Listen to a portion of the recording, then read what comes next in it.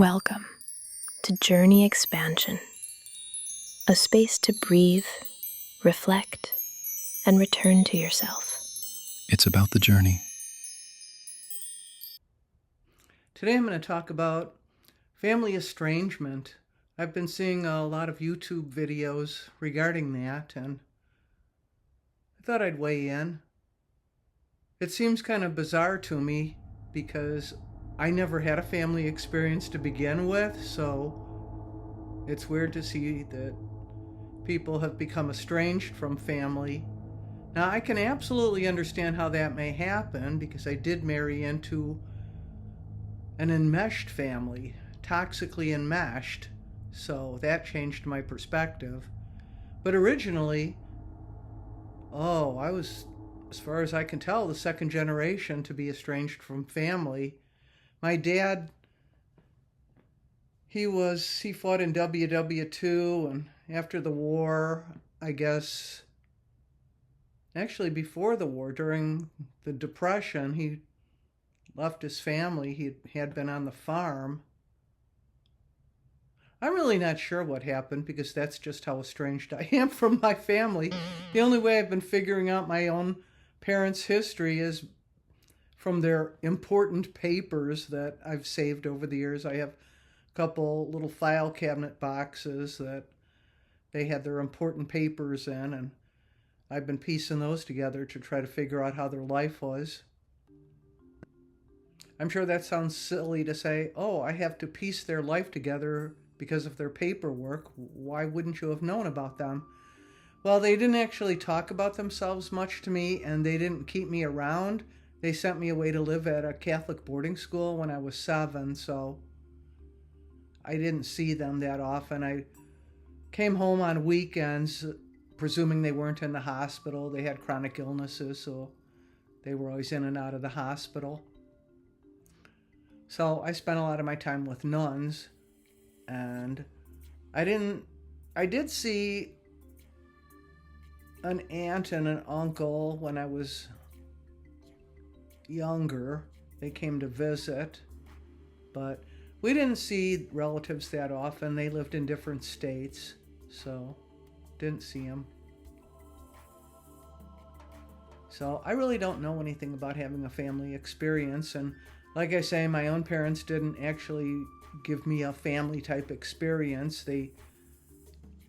I was in, a Catholic boarding school. I was raised in a religious institution, so my experience was vastly different from a family experience. But then when I was 23, I took up with my future husband, and he came from a narcissistic, toxically enmeshed family. Try to say that 10 times fast. But wow, that was unknown. I had no idea what hit me. I didn't know about narcissists, and that was back in 1981. So there wasn't anything out about narcissism in those days. All you had was Alice Miller and John Bradshaw. That's all I had for reference to even try to figure out what was going on. And it was weird the way his family was, I don't know, they made demands on him. Here he was, in his 20s, and you'd think they would be encouraging him to live his own life, but no, they, as his aunt said, we give guilt freely. And they treated him like a child. They called us the children. And they didn't like me. They didn't like him being involved with a, girlfriend.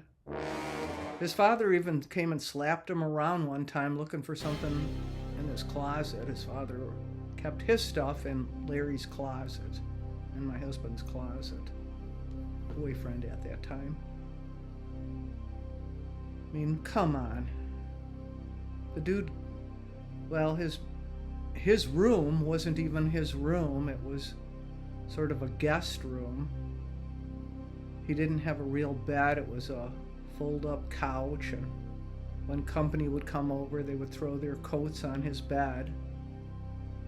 So they didn't even make a real space for him. It was so bizarre. And I didn't have family experience, so I could sense it was weird, but I didn't know. And they seemed like, upper middle class people who knew stuff, so I didn't know. I just went along with it, but I objected when it was too weird. It always seemed too weird, though. Your standards start changing as it becomes more and more your norm. The constant lying. His mother and father were just total liars, and he lied too. Continues to lie. It doesn't stop. He can't seem to stop it. It's the default mode. So I just have no idea what they took our life away from us. They just made us, well, they made him. They didn't make me. I only went along to try to get along.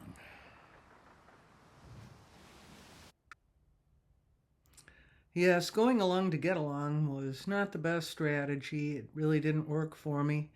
But I do understand now how that would have happened. I got some stuff that I saw on Instagram.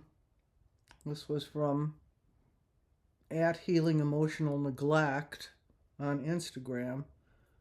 It talks about growing up too fast. Children in this situation don't get to fully be children.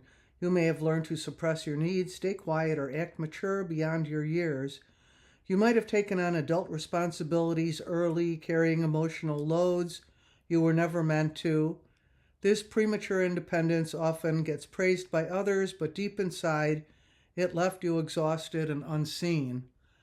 Yeah, my parents had me doing chores when I was out of school, when I wasn't at school. Heck, even when I had to stay over on weekends at school, the nuns had me doing chores, so I got used to doing chores. I was a pretty responsible kid. So, yep, that resonates with me. And what's weird is that Larry's family was the exact opposite. They treated him like a child. All of a sudden, I was a child. When I was a child, my parents had me doing chores and adult things, solving their problems, or at least in my mind I thought I was, or could, or tried, I don't know. But in Larry's family, it was all of a sudden entirely different. I really didn't know what to make of that. And then it says here, hyper-independence as armor. Yeah. Since no one reliably showed up for you, you learned not to ask. Relying on yourself felt safer than risking disappointment. As an adult, this survival strategy may look like refusing help even when you're overwhelmed, struggling to trust others with your needs, feeling guilty or weak when you lean on someone. What once kept you safe now leaves you feeling isolated, even in relationships. Yeah, I didn't even understand that my boyfriend at that time was actually bailing on me in favor of them, but then he would come back and pretend like I was his everything. It just went back and forth like that. It was so confusing. I guess they call that love bombing, and then what's the other one? Love bombing, and then they disregard you, and it makes you dependent on them. After a while, that's the effect. People-pleasing as survival. With an immature mother, love often felt conditional. You may have learned that keeping her happy was the only way to avoid criticism, guilt trips, or emotional withdrawal. So you became attuned to others' moods, reading the room, anticipating needs, keeping the peace. As an adult, this can turn into people-pleasing. saying yes when you mean no, prioritizing others over yourself, and fearing that setting boundaries will cost you love. Yep, exactly. That's exactly what happened. That's why I went along with all of that, because I just didn't know what to make of it. And I lived with him for 6 years. Well, even the way he came to live with me was bizarre. We'd only been dating a few months, and then he got into an auto accident. He was driving, and I was with him. Actually, he wasn't even driving. The car was in a parking spot on Irving Park Road, facing west, and some other car just, I guess, accidentally smashed right into the parked car. So then we traded insurance information, and then for some reason he felt compelled to rush right home to tell his parents. I don't know why, but that's what he did. And then he asked me to come in the room because he needed me to verify the story. So I did. And then his stepfather started yelling, and he left the room. Larry left the room. And I was still standing there. Now, he claims that he told me to leave with him, but I didn't hear that. All I saw is I verified Larry's story. The stepfather starts yelling at me. Then he starts approaching me, and he's got his hands in the air. He's swinging them like he's going to hit me.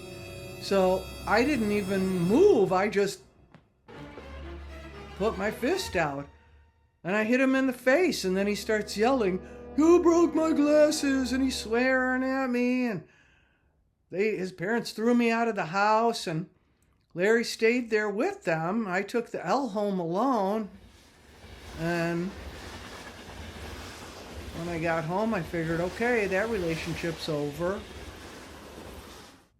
But then the next day, he rings my doorbell and it tells me he wants to move in. Can he move in? And I, like an idiot, said, yeah. I thought it was romantic. I didn't see that first red flag that was, whoa, he didn't stand up for you in that moment.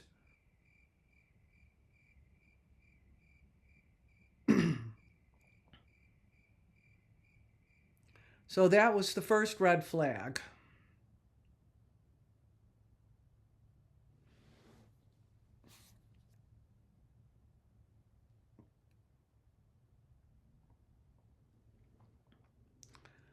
And probably the reason why I found that acceptable was the roots of self-doubt. Without consistent nurturing or protection, you didn't receive steady affirmation that you were good, lovable, or worthy simply as you are. Instead, you absorbed confusing messages like, I'm only lovable when I'm easy. If I have needs, I'm a burden. If no one protected me, maybe I wasn't worth protecting. These hidden beliefs can follow you into adulthood as a persistent voice of self-doubt. Oh yeah. Goes on to say, fear of closeness. When your early relationships taught you that love comes with strings, criticism, or neglect, intimacy can feel unsafe. You may crave closeness, yet pull back when someone gets too near. Vulnerability may stir panic because your nervous system remembers how unsafe it felt to need someone who wasn't truly there. Well, I didn't seem to realize it at the time, but I was getting myself into that same situation because, yes, he has continued with this behavior throughout our 44 years together. He just bails when the going gets rough. He just bails on me. Doesn't say anything at all. And then maybe he'll even agree with whoever is disagreeing with me. I've never felt supported in this relationship, but weirdly, that's not entirely true.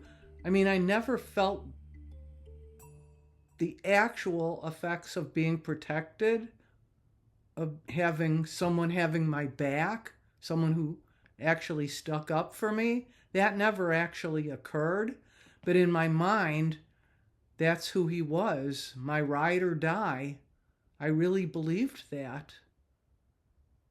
Because he would show up after the fact. But he wouldn't be there to stick up for me during the fact.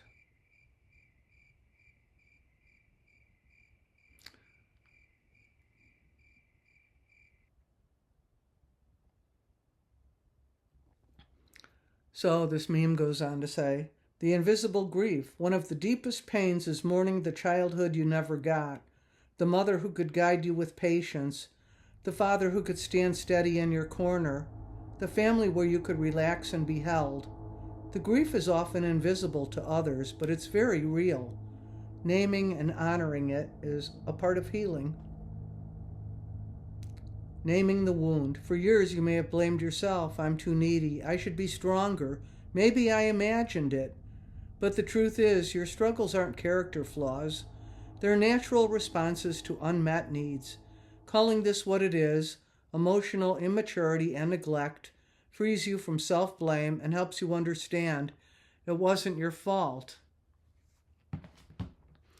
Yeah, now as I'm really coming to terms with it all, yeah, I feel a lot of self-blame and there's a lot of grieving for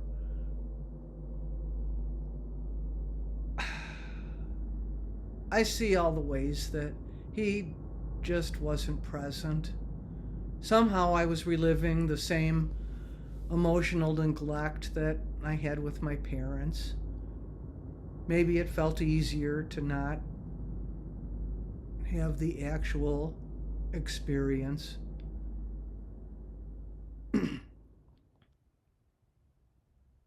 I would dispute that it's an easier experience now in retrospect, because a lot of expectations and confusion, unmet needs, and it seems like stuff that it should have been normal for everybody else. Now that I can see other people vlogging on YouTube, it gives me a better idea of how other people do have relationships. And I can see that mine was very, very far from the norm. I shouldn't have had my mother-in-law climbing all over me, trying to buy me off and trying to manipulate me and trying to force me to have weekly conversations with her, telephone conversations, in spite of the fact that I had a phone phobia going on because, well, I was going through this thing with my mother. I mentioned how she was chronically ill and always in the hospital.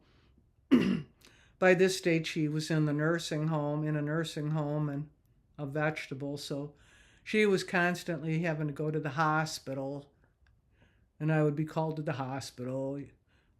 I'd get phone calls all the time. You better hurry up and get down here. We've got the priest here giving her last rites. So I'd have to hurry down any time of the day or night. So I developed a phone phobia, the ringing of the phone. But she used to just insist, and she didn't care to be understanding. Just like, well, you have to do what I want you to do. It's like acting like I'm a freak or something. It's like, and I'd feel weird and inferior and guilty and I guess everything she intended me to feel, but I still wasn't going to have a stinking phone call with her. So instead I did writing. I'd write her letters, and she didn't like that because she didn't like having stuff in writing where she could be held accountable for it. The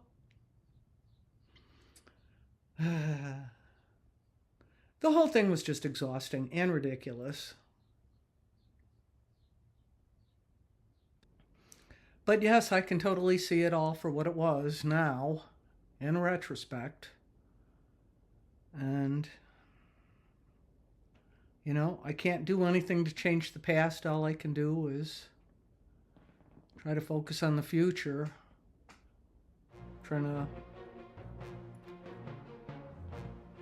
Yeah, I would like to be a great divorcee.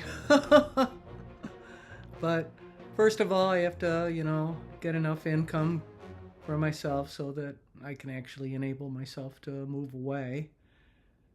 Because I'll keep reliving this stuff until there's actual... As long as this is my current experience, my continuing experience, I'm going to keep thinking about it and ruin the day, regretting the day. But yes, over the years, I ended up putting up with a lot of stuff I should not have. I went along to get along. I just did what I thought I had to do to keep myself going. Because by that time, I had accumulated a lot of pets. And at one time, I had as many as 11 pets. So, cats and birds. So, I wanted to try to hold that family together. It was important to me. I think I've mentioned before that I didn't want to bring a human child into that toxic mess, because I personally felt resentment that my parents brought me into their mess. So that's where that came from. In any case, I've come across another meme somewhere online that resonated with me. It says here, "The wound of the threadbare mask, pretending for so long it wore thin, this wound arises when you've spent years performing a version of yourself to be accepted, loved, or safe. Over time, the mask begins to fray, no longer able to hide what aches beneath. It can leave you exhausted, afraid of being seen, yet longing to finally be real." Oh, that speaks to me so much. Yeah, my sole desire is to just find out who I actually am, just be authentically me. And it's a challenge for me because, yeah, I've become an introvert. I don't know if I was always an introvert, but I sure am now, and I've embraced it, and I'm kind of stubbornly, I'm going to be an introvert. I'm tired of having to jump through everybody's hoops to pretend to be an extrovert. I'm okay with being an introvert. So that's what I'm trying to do at this time. I'm not comfortable speaking on camera, but I'm going to keep doing it until I do get comfortable with it, because I think this will help me reveal myself to me. I mean, even when I was young, it seemed like they used to articulate that the goal was to find yourself. So that's what I'm doing, giving it a shot. Thanks for taking time to listen. Have a great one. Hope you can expand your journey. Thank you for joining this chat. Best wishes to you, always. Journey expansion. Expanding life's possibilities.